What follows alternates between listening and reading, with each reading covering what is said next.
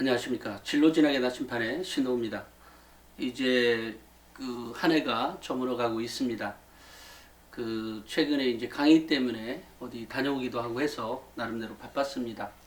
이제 그 혓바늘 돋은 것은 거의 다 나아서 이제 제대로 발음할 수 있게 되었습니다. 그 최근에 그 학생들이 저는 뭐 제 방송을 주로 학부모님들이 많이 보는 줄 알고 있었는데 학생들도 가끔 잘 보는 학생들이 있나 봐요. 참 그 신기해. 어떻게 하다가 제 거를 봤는지. 물론 뭐 뜨니까 봤겠지만 떠도 쉽게 보지 않았을 것 같은데 어찌됐건 댓글들에 보면 그 학교에서 원서를 넣지 말라고 했는데 제 방송을 보고 용기를 내서 원서를 넣었더니 합격했다는 얘기가 자주 올라옵니다. 그래서 너무 반갑기도 하고 또 그 방송을 시청한 그 아이의 능력치도 다시 한번 생각을 하게 됩니다. 실제로 그렇죠. 그런 게 자주 그 가장 생기는 가장 큰 이유는 결국은 학교생활 기록부에 담겨진 의미를 잘 모르기 때문에 나오는 문제이지 않을까 싶습니다. 물론 학교에서는 뭐 이번에도 제가 강의를 한 달에 이제 두 학교를 하게 되었는데 교사들 대상으로 하게 되었는데 역시 가장 큰 문제는 우리 선생님들이 학생들을 파악을 할 때 그러니까 파악한다기보다는 원서를 넣을 때 가장 중요하게 보는 것이 이제 학점이죠. 학점은 물론 매우 중요한 항목입니다. 그렇지만 이제 학점에 담겨진 의미가 무엇이냐가 더 중요한 거죠. 학점에 담겨진 의미가 무엇이냐라고 하는 것은 결국은 학점을 딸 때 얘가 머리만 좋아서 그냥 설렁설렁 했는데도 학점이 나왔다라고 하는 학생은 학생부 교과로 가야 되는 학생입니다. 학생부 종합하고 어울리지는 않죠. 다만 어떤 서류든 절대적으로 우위에 있는 학생부가 있을 수 있습니다. 예를 들면 학점에서 한 0.5점만 떨어지고 그러니까 그 대학이 만약에 한 1.5가 합격선이다라고 하면 학생부 교과에서는 1등급이고 학생부 종합에서는 한 1.5 또 뭐 1.7이라고 가정하자고요. 또는 이제 수능에서도 그 정도의 학교다라고 하면 예를 들어 수능에서도 1.7 정도라고 한다면 내신 등급으로 환산했을 때 1.7등급이라고 하면 한 0.5점 그러니까 한 2.2점 이 정도 상태에서의 플러스 기록 이렇게 된다고 하면 거의 뭐 그리고 성실성이 밑받침됐다. 여기서 성실성이라는 것은 몇 가지 항목에서 찾아볼 수 있는데 그 중에 이제 가장 크게 나오는 게 미인정 지각이라든지 미인정 결석이라든지 이런 게 없이 그냥 깔끔하다고 한다고 하면 그렇다고 하면 뭐 거의 절대적으로 그러니까 거의 합격에 뭐 99% 가능하다라고 볼 수가 있겠습니다. 그런데 이제 기록까지 좋았을 경우에 그렇다는 거죠. 자, 그런데 이제 보통 이제 제 방송을 보는 사람들의 경우 내지는 또 어떤 희망, 자녀의 어떤 교육에 대해서 많이 신경을 쓰시는 학부모님들의 경우에는 좀 더 높은 수치에서 볼 수도 있겠죠. 왜냐면 뭐 어찌됐건 뭐 그럴 수 있을 거라고 생각을 합니다. 이제 그럴 때 1.5나 2점 정도를 업그레이드한 그러니까 예를 들어 아까 얘기했던 1.7점이라고 한다면 2.7이 이제 보통 합격선까지 보거든요. 일반적으로 학생부 종합에서는 마이너스 1등급 정도는 뭐 감안하고 보니까요. 그렇다고 하면 이제 그럼에도 불구하고 이제 기록이 매우 우수했을 경우에는 2등급 그러니까 예를 들면 1.7이 합격선이라면 뭐 3.7등급까지는 합격이 그러니까 3등급대의 학생들까지는 가능하다는 거죠. 주로 제 방송에서 얘기하는 것들은 바로 이제 그런 얘기들입니다. 1.7 등급이라면 3.3등급대의 학생들도 합격하는 그 정도의 선.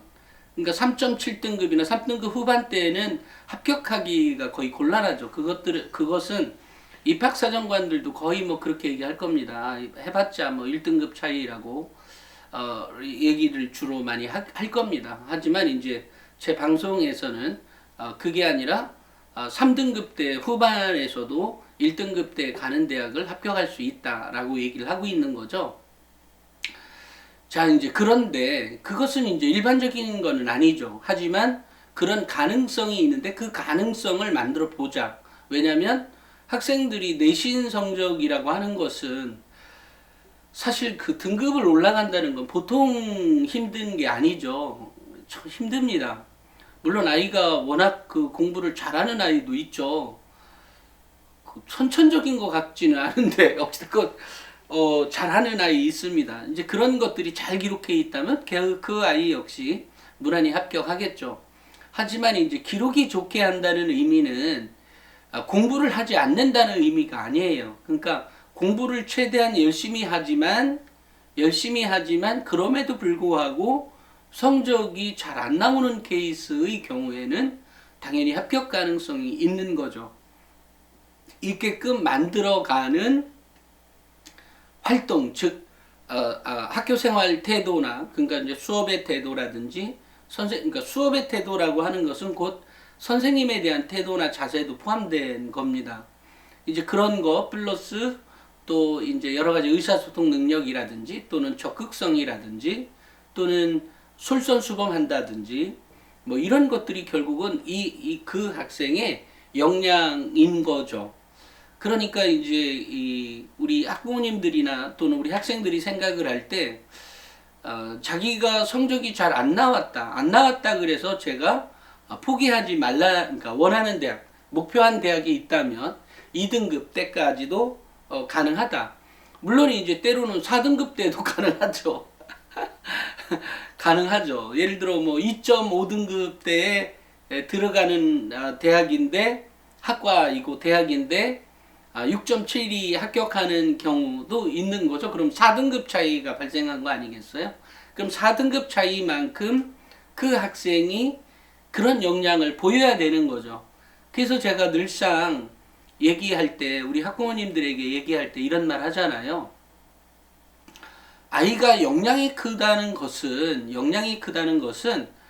어떤 한 부분에서만 나타나는 현상이 아닙니다. 그러니까 그 학생의 태도에서부터 다양한 방면으로 나타난다라는 얘기도 드렸었는데, 이제 그렇게 가능하기 위한 것들을 하기 위해서는 자기 자신을 완전히 정말로 자신감 충만하게 자기를 드러내놓고 학교 활동을 해나가는 거죠. 이게 매우 중요한 자세입니다. 또 이제 그렇게 될 때 교사들도 제가 요번에 그런 얘기를 했어요. 선생님들에게 강의할 때 어떤 얘기를 했냐면 선생님들에게 강의해주는 재미있는 얘기 중에 어쨌든 이것도 한 가지인데, 아니 어떤 아이가 있는데 그 아이가 2등급 대 대학을 갔는데 6.7등급에서 2등급 대학을 갔습니다. 이제 근데 그 아이의 생활 태도가 어땠냐면 수업이 끝나면 선생님에게 선생님들은 사실 굉장히 노가다라고 아시는지 모르겠네요. 이렇게 건설 현장에서 하는 그런 노가다. 선생님들 기분도 사실 그런 기분일 거거든요. 결코 노가다 1시간과 선생님들의 1시간이 보통 생각할 때는 뭐 저분이야 뭐 편하게 있지 않냐 뭐 이렇게 생각할 수도 있지만, 노가다 1시간과 강의 1시간 거의 같을 것 같아요. 받는 스트레스는 훨씬 더 심하고요. 그게 그럴 것 같아요. 그만큼 수업 시간 1시간에서 받는 정말로 받은 스트레스는 어마어마합니다. 그러니까 모든 학생이 똑같이 제 수업에 집중하고 잘 듣는다면 얼마나 기분이 좋겠어요. 하지만 제가 아무리 강의를 준비를 잘해도 자는 학생들이 있고 졸고 있는 학생이 있고, 그날따라 그 교사는 정말 신내림 같은 걸 받아서 정말 열강을 했을지도 모릅니다. 그런데 펑펑 자는 애들이 한 30명 중에 15명이 있다고 생각해 보세요. 아, 이거 완전 절망이죠. 그런 절망의 시간을 한 주에 20번이나 받는 거죠. 그러니 이 교사들이 갖고 있는 스트레스는 어마어마한 거죠. 근데 이럴 때 수업 시간 끝나고 자기를 쫄쫄쫄 따라와서 선생님, 고생하셨, 애들이 말을 안 들어서 수고 많으셨어요. 그러니까 애들이 말을 안 들어서 강의를 잘 안 들어서 고생 많으시죠? 수고하셨습니다. 감사합니다. 전 잘 들었습니다. 그 다음에 잘 들은 애들 또 있어요. 뭐 이렇게 얘기하면 그 선생님의 마음이 어떻겠냐고 제가 물으니까 선생님들 누구나가 다 정말 한바구음을 띄우면서 세상에 그런 애가 어딨냐고 그런 말을 하더라고요. 근데 그것만큼 사실은 그 학생의 역량이 빛나는 건 없죠. 왜냐하면 그 아이는 나의 심리 상담을 해준 아이 아니에요. 그죠? 나의 심리 상담을 해준 아이예요. 그러니까 이럴 때 제가 이런 얘기할 때 만약에 심리학과나 또는 광고학과나 이런 데 가는 학생이라면 이 공감대의 그 부분이 굉장히 큰 거잖아요. 요때. 그러니까 이런 부분들을 이렇게 기록해 놓는다면 이 광고학과나 사회학과나 이런 쪽에 또 경영학과나 마케팅학과나 뭐 소비자 행동 심리학과나 뭐 이런 쪽에 가는 사람들이라면 또는 그것 말고라도 이공대 공대 쪽에 가는 경우라도 얘는 이 기계를 만들 때에도 매우 사람들의 심리까지도 감안한 방법을 동원해서 이 기계공학을 연구할 수 있는 학생이구나, 또 만들 수 있는 그런 학생이구나 라고 하는 것을 엿볼 수 있는 거죠. 그러니까 이런 거 같은 거예요. 그래서 선생님들이 뻥 터진 적이 있었습니다. 아니, 뻥 터졌다기보다는 이제 공감을 하는 거죠. 그러면 나도 합격시켜주지, 뭐, 이런 느낌. 이런 느낌이 매우 중요합니다. 그래서, 우리 뭐 학생들, 지난번에, 한 학부모님 왜 22일까지 원서 냈다 그러니까, 뭐, 제출할 거 제출하고, 책 읽은 거 뭐 어쩌고 이렇게 말씀하셨잖아요. 이제 그런 것처럼, 우리 학생들은 역시 이제 가장 중요한 건 저 아이가 역량이 크다는 것은 나의 마음을 위로해주는 엄마 아빠의 마음을 위로해주는 학생이라면 머리 큰 애죠. 머리 큰 애입니다. 또 내가 내 딸이지만 또는 내 아들이지만 아이고 이 자식 이게 이뻐 죽겠네 정도가 아니라 가끔은 존경스러울 정도로 이렇게 이해해준다면 굉장히 뛰어난 능력인 거예요. 그러니까 그것 자체를 기록해 놓는다면 그것도 굉장히 중요한 거기 때문에 우리 뭐 아직 요번에 코로나 때문에 방학이 적기도 하고 뭐 여러 가지 상황이 있었지 않았습니까? 그러면 나머지 시간대라도 우리 선생님들의 마음을 좀 헤아려 주는 그런 어른스러운 태도, 그런 자세를 좀 가져서 이 갖는다는 의미는 곧 선생님들에게 그렇게 위로해 준다는 거죠.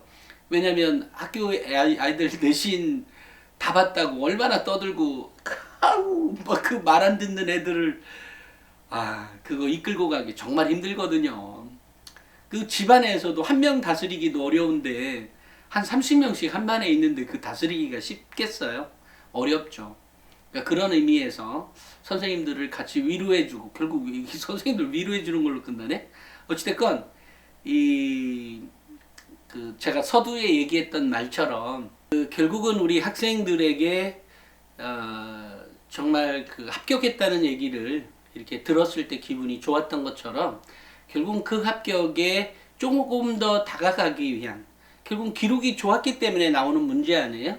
물론 뭐 교사들을 또 방송에서 뭐 욕할 수는 있겠어요. 그 사람들이 뭐가 못했고 근데 그렇게 한들 나아지지 않는 것 같습니다. 그러니까 결국 칭찬이 그것을 더 업그레이드 시켜주는 거기 때문에 제가 칭찬으로 마무리를 하고요.